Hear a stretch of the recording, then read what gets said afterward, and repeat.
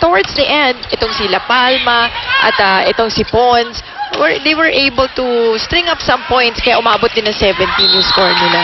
That's right. At tinulungan din naman ng Army because they committed 7 unforced errors. Actually, mas madami pa dahil 5 lang nga sa FEU. Well, Axel is the official outfitter of the Shakey's V-League. Well, si Pons na with 8 points. Itong si Remy Palma may 6 na puntos na rin naman. Si Bagang with 2 at si Malabanan may 1. Sa kabila naman, si Jovelyn Gonzaga with 8 points. Dakis with 7. Michelle with 4. And si Nene Bautista, 5 na rin. So lahat halos nagko-contribute para sa Army. Oh, ganda ng serve. That's right. Petakis down the line. Good dig. Oh. Nasa ilalim ng bola. Di ba yan yung ayaw na ayaw ng coaches natin eh. That's right. And the official ball of the Shakey's V-League is Mikasa. Nasa ilalim kasi talagang walang way. Palobo talaga yung mangyayari dun sa palo na yun. Pero that's one thing one player should learn, no? Yung pag nasa ilalim ka, top spin mo lang. Actually, si Simborio went for top spin. Kaya lang napalakas lang. Minsan kasi approach, nauna ka pa minsan eh. Dahil sa haba minsan na rally or sa bilis. Nangyayari talaga sa. So, huwag mo itapon yung bola. Tama ka. Humanap ka ng paraan how to get it over. Salvage. Yes. That's true. Well, 2 serving 3. Palma. Short serve, Alarca. Oh, good save. Labanan was well read by Jack Alarca. They are good blockers. We're talking about Alarca, Dalia Cruz. Correct. Ay, pag pinasok mo pa dyan si Tina Salak, halos saradong-sarado na yan net. Correct. Diba? Yep. Oh, Alarca. Left-handed save. Gets that point.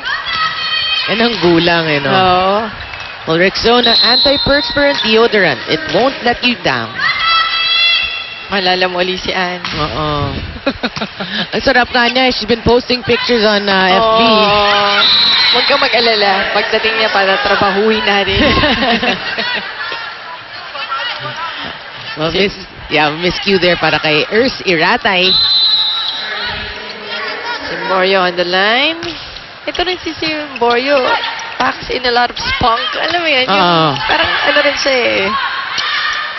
Magandang counterpart ni Ponce, no? Yeah. And FEU talaga naman, ano, marami silang players na ganyan. Yung mga ganyang type. Yes. Sila Morada. Tapos ang tataas tumalon. Oo, that's true. Meron sa FEU. Oh, diba? That's right. And the official ball of the Shakey's V-League is Mikasa. Baka may special machine yan. Pahiram naman kami na rin. Paggamit kami. Wala na, matanda na tayo, no? Cruz. That's right. C. Back to Pons. Oh, good dig. Oh, that's going to be a violation against Nene Bautista. Ikot pa lang ng bola. Alam na natin. So, si Nene, no? Parang sobra tayo sanay na to see her wear blue and white. Parang, when you look at them wearing black right now, parang nakapanibago. Good block, but good cover. Cruz. Off the blockers. Yun yung mahirap, no? Like, again, si Giselle C, yung positioning ng blocking between Malabanan and C, medyo malayo. And yung coverage, again, yan yung, ano rin, alam mo yan, di ba, pag sa volleyball, yan yung pinakamahirap kasi it's yung defense na flowing. Kasi kasama yan, yung blocking, kasama sa support, sa coverage. So, pag may isa lang nagkamali dyan, parang domino effect. Ah, that's true. So, one thing they'll learn as they become veterans is the adjustment. And saka yung, years of playing together. Alam mo na yung isa, ay habulin ni Agna yan, no? Di ba? Or hindi ko nakukunin to, alam ko yung nasa likod ko kukuha. That's right, but FEU, so far, ito yung pinakamagandang defense na pinapakita ng FEU, ang haba ng rally, and they win the point. Good job there. On the side of the Lady Tams. So ito yung strong front line. Even if two spikers lang sa FEU, you have Remy Palma and you have Pons, Oo. Bernadette Pons. Yung mga top scorers. Another point para sa FEU. Medyo breathing new life tong team ng FEU. 6, serving 7.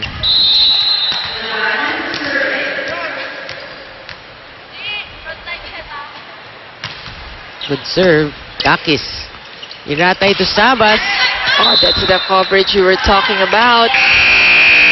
But so far, no, good showing by FEU. But Army still leads 8-6.